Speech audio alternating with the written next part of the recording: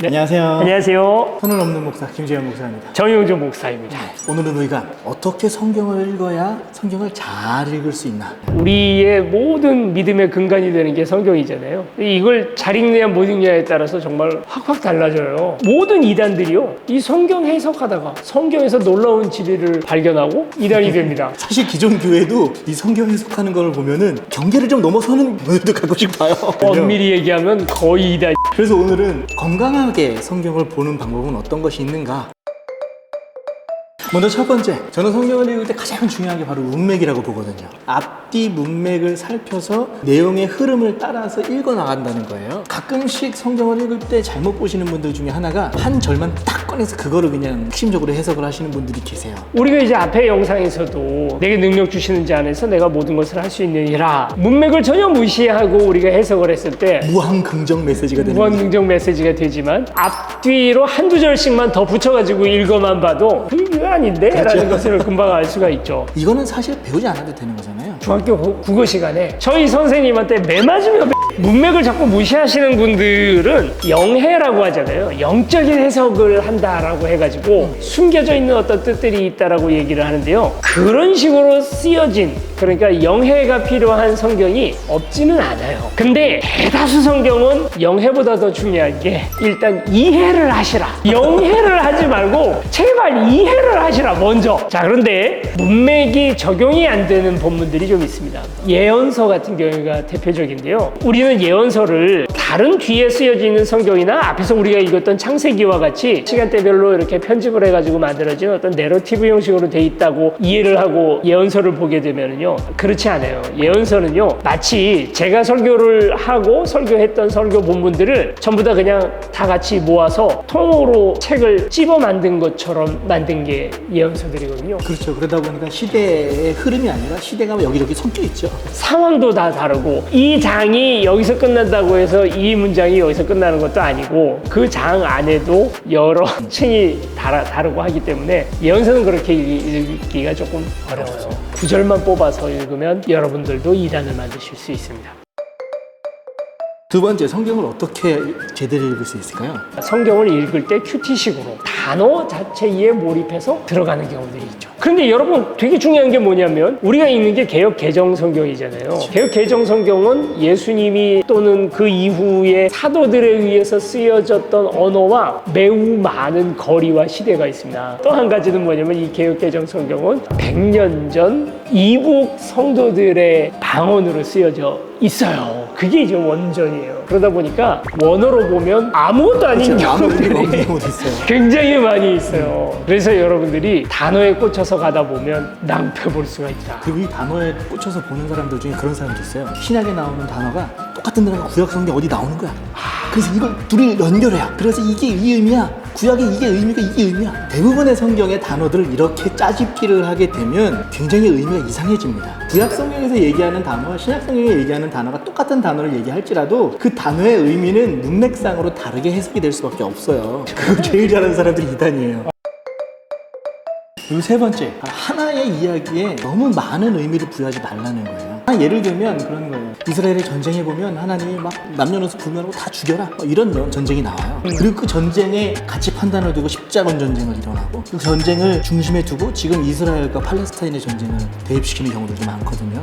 이 이야기의 하나에만 포커스를 맞춰서 우리의 행동을 정당화한다는 거예요. 저는 성경을 좀 이렇게 보면 좋을 것 같아요. 직접 하나님께서 내게 주시는 말씀 이전에 먼저는 하나님이 아브라함에게 하셨던 말씀, 하나님이 모세에게 하셨던 말씀을 우리가 나중에 엿들은 거라고요. 모세한테 하는 이야기를 나한테 했다고 생각을 하면 어떡해요. 어느 날 어머니가 재현아 밥 먹어라.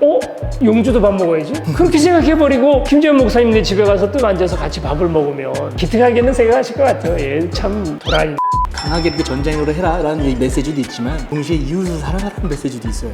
기독교적 메시지의 핵심이 어디에 있을까요? 전쟁에 있을까요? 아니면 사랑에 있을까요? 나의 행동을 정당화하기 위해서 그거를 취사 선택해서 자기의 행동을 정당화하고 있는 거죠. 성경을 좀 종합적으로 보기를 원합니다. 엘리 제사장과 그의 아들들이 언약궤를 가지고 전쟁에 하나님을 이용해 먹으려고 하는 악한 마음을 가지고 들어갔다 낭패를 보잖아요. 그렇죠. 우리도 성경을 가지고 끌고 왔기 때문에 뭐든지 다 정당화되고 통과된다고 생각을 하면 우리도 망하는 거예요. 하나님이 굉장히 싫어하실 만한 일입니다. 그래서 성경을 내 욕심으로 끌고 오지 않을 수 있도록 여러분이 항상 늘 마음을 잘 다스려야 돼요.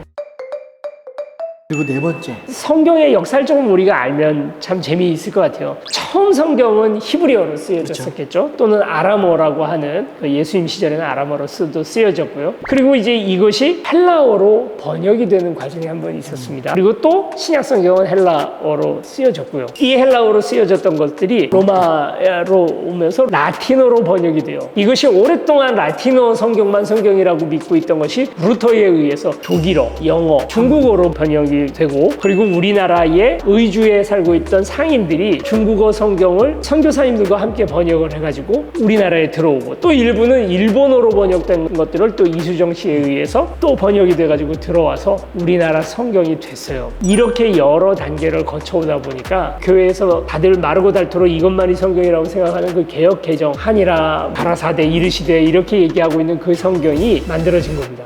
여러 번역의 과정을 거쳐가지고 또 이 언어 저 언어로 계속 번역되는 과정에서 나온 결과물이죠. 원래 성경에 오류가 없다 할지라도 이제 우리가 붙들고 있는 개역 개정은 여러 번역에 의해서 오번역도 많고 탈자도 많이 있고 또는 더 붙여진 것도 있고, 이게 정확한 성경이라고 얘기하기도 어렵고요. 그리고 지금 우리가 읽고 있는 성경은 100년 전 언어예요. 지금 우리가 쓰는 언어와 상당히 달라요. 근데 읽고 암송하기에는 참 좋아요. 그렇죠. 구절이 이렇게 운율이 있거든요. 100년 전에는 우리나라 사람들이 뭔 글을 쓰더라도 다 이 운율 343, 353 하는 그 운율로 글을 썼어요. 그래서 입에 다 착착 붙기는 합니다. 문제는 100년 전 언어라는 거죠. 그래서 오해될 만한 것도 많고 요즘 우리가 안 쓰고 있는 그런 말들도 굉장히 많고, 더더군다나 하나님을 과거의 하나님으로만 무의식 중에 우리가 두게 하는 그런 오류를 범할 수 있어요. 그런데 이제는 한국 신학자들이 굉장히 실력이 좋아졌어요. 그래서 이제 그 옛날 고대 헬라어, 그것도 완전히 원전 성경에 100% 가깝다고 할 수는 없어요. 그래도 많이 복원을 해놓은 그 성경을 읽고 번역하고 한국어로 풀어내는 수준에까지 이르렀어요. 그래서 많은 좋은 번역본들이 나왔습니다. 그래서 우리 교회 같은 경우에는 세번역 성경을 보고 있죠. 네, 세번역 성경. 예전에 이제 표준 세번역이라고 했는데 그 표준 세번역이 다시 한번 표준어가 개정을 하면서 세번역 성경이라고 해서 이제 펴진 책이죠. 그것은 이제 우리 개신교 신학자들이 번역을 한. 또 다른 번역으로는 공동번역서도 있어요. 공동번역이라고 하는 것은 공동 로마 카톨릭 사제들과 우리 개신교 신학자들이 함께 작업을 해가지고 펴냈던 성경인데, 우리는 그 성경을 결국 안 썼어요. 천주교에서는 그걸 이제 쓰다가 요즘 다른 걸로 바뀌었더라고요. 오, 근데 저는요 새로 바뀐 천주교 성경이라고만 그냥 이렇게 딱 썼거든요. 이제 번역이 훨씬 좋아요. 오, 그래요. 그래서 이 신학적 논쟁에 의해서 요즘은 이렇게 번역하는 게 더 낫습니다라고 주석에 써 있는 그대로 천주교 성경은 그대로 쓰여 있어요. 그래서 저도 이거 긴가민가 잘 모를 때는 도리어 그걸 봐요. 이거 무슨 광고 수익 전혀 아닙니다. 아이러니하지 않아요? 이렇게 좋은 번역 때문에 개신교가 만들어진 거거든요. 그때는 로마 천주교가 라틴어 성경만 성경이야 하고 그 주장하고 있는 것에 루터가 개신교는 우리 독일어로 성경을 이해할 수 있다 해가지고 독일어 성경을 펼쳤던 게 이젠 거꾸로 반대가 됐어요. 이제는 우리 개신교인들이 개역 개정만 우리 성경이야 라고 하고 있고, 로마 천주교에서 훨씬 더 좋은 성경을 가지고 성경을 읽는다니까요. 여러분, 성경을 제대로 정말 건강하게 읽으려면 이런 여러 번역본들을 함께 보는 것도 굉장히 좋을 것 같아요. 개역 개정만 가지고 보면은 사실은요 이게 흐름이 이해가 안 될 때가 많아요. 그리고 사도 바울이 성경 안에서도 보면은 감정이라는 게 있거든요. 사람들이 그 글을 쓰면서 그 상황에 대한 감정들이 있는데 사실 개역 개정에서는 하나도 느껴지지가 않습니다. 아마 성도님들 책상에 한두 개씩 다 꽂혀 있을 거예요. 네. 그리고 요즘에 이제 스마트폰 앱으로 그렇죠. 워낙 이제 훌륭하게 잘 나와 있기 때문에 그런 것들을 활용을 해보셔도 좋을 것 같아요. 네.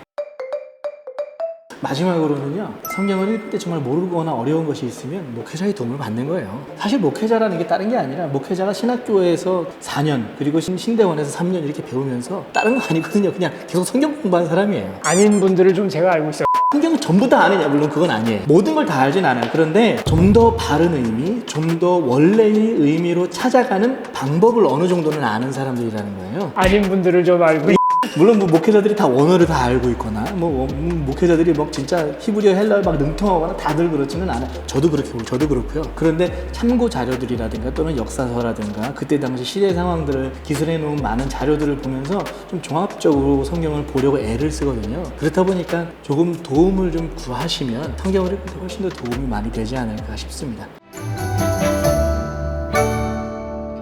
그냥 기존에 알고 있었던 그 성경에 대한 해석과 또 성경에 대한 이야기들이 항상 옳다고 그게 맞다, 이것만이 진리다라고 여러분 생각하는 생각들을 좀 내려놓으셔야 돼요. 번역본만 좀 바꿔서 읽어보셔도 내가 오해를 좀 했었네 라고 생각할 수 있어요. 우리 인간은 사실 부족하잖아요. 우리 그렇죠. 5.2성이고요. 그렇다는 사실을 우리가 충분히 인정을 하게 되면 절대라는 말은 하나님만 쓰실 수 있는 단어입니다. 저희도 오류나 이런 것들을 밝혀내고 여러분 영상을 찍지만 이게 절대 맞고 기존 것이 절대 틀리다라고 우리는 그렇게 얘기는 못하는 그렇죠. 거거든요. 그 마음 태도만 가지고 성경을 읽으시면 그러면 2단이 오건 3단이 오건 4단이 와도 읽을 수 있지 않을까요? 결국 신앙의 근본은 결국 말씀이에요. 말씀으로 돌아가야 되고 말씀 속에서 우리가 답이 있어요. 그러나 이 말씀이 우리가 이전 생각하던 것처럼 그렇게 정형화돼 있고 그 고정관념으로 이해할 수 있는 건 아니다. 내 이해를 넘어서는 이해라는 건 분명히 있다.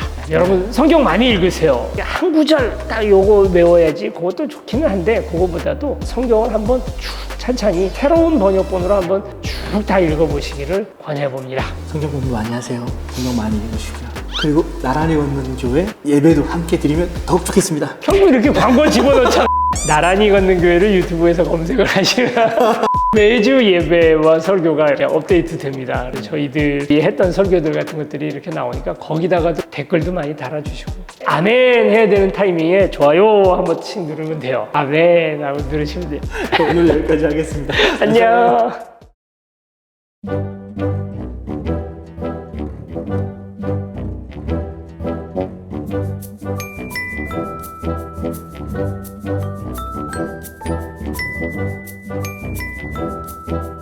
감사합니다.